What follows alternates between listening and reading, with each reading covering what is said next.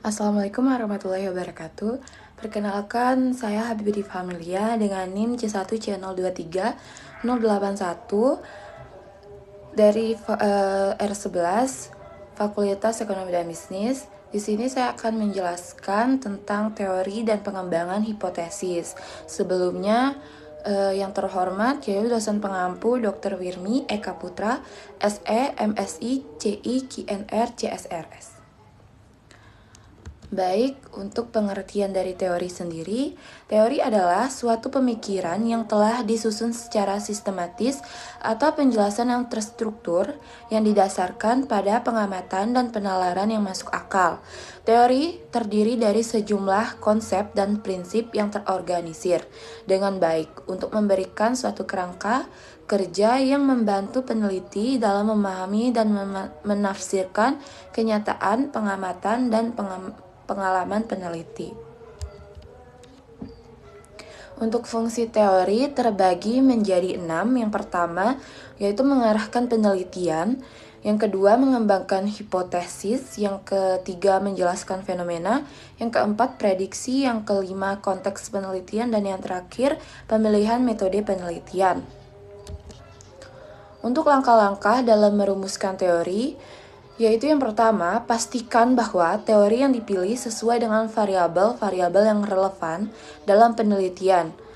Yang kedua, telusuri teori-teori yang memiliki keterkaitan dengan topik penelitian yang sedang dijalani. Yang ketiga, buatlah daftar konsep dan variabel yang memungkinkan memiliki relevansi dengan peneliti yang dilakukan. Yang keempat, pertimbangkan adanya teori-teori alternatif yang bisa digunakan dalam penelitian ini. Yang terakhir, sertakan pemikiran tentang kendala-kendala yang memungkinkan terkait dengan teori yang dipilih untuk digunakan dalam penelitian. Untuk tingkatan-tingkatan teori, yaitu ada 3. Yang pertama, yang paling tinggi yaitu grand teori, yaitu teori umum yang contohnya itu manajemen. Yang kedua ada middle range teori, yaitu teori menengah yang dimana contohnya manajemen SDM. Yang terakhir yaitu apply teori yang dimana itu teori terapan, yaitu contohnya itu kinerja SDM. Untuk kerangka pemikiran atau berpikir adalah suatu dasar penelitian yang mencakup penggabungan beberapa elemen penting seperti teori, fakta, observasi, dan kajian pustaka. Selanjutnya, elemen tersebut menjadi sebuah landasan dalam melakukan penulisan karya tulis yang bersifat ilmiah maupun non-ilmiah. Untuk jenis kerangka pemikiran yaitu ada 3. Yang pertama, kerangka pemikiran teoritis. Yang kedua, kerangka pemikiran konseptual. Yang terakhir, kerangka pemikiran operasional.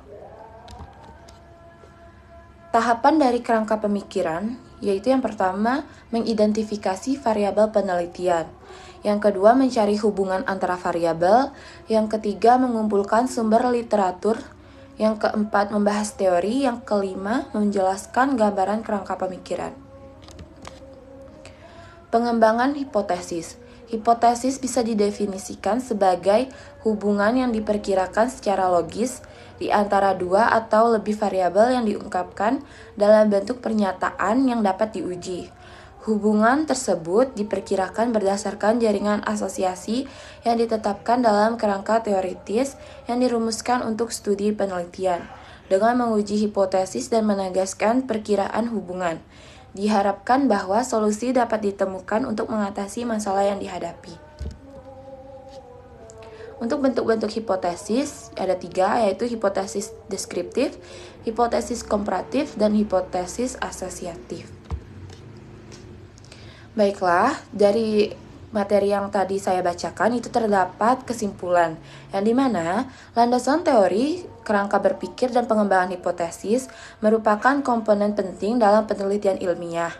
Landasan teori menyediakan dasar konseptual dan referensi dari penelitian sebelumnya, sedangkan kerangka berpikir menyusun hubungan antara variabel yang akan diteliti, membantu peneliti dalam memahami dan memecahkan masalah. Pengembangan hipotesis adalah langkah untuk merumuskan dugaan sementara yang akan diuji. Berdasarkan teori dan variabel yang ada, ketiga komponen ini saling terkait dan membantu memberikan arah yang jelas dalam penelitian sehingga menghasilkan temuan yang valid dan bermanfaat. Baiklah, itu saja yang bisa saya sampaikan. Mohon maaf apabila ada kesalahan dalam penyampaian kata. Wabillahi taufiq wal hidayah. Wassalamualaikum warahmatullahi wabarakatuh.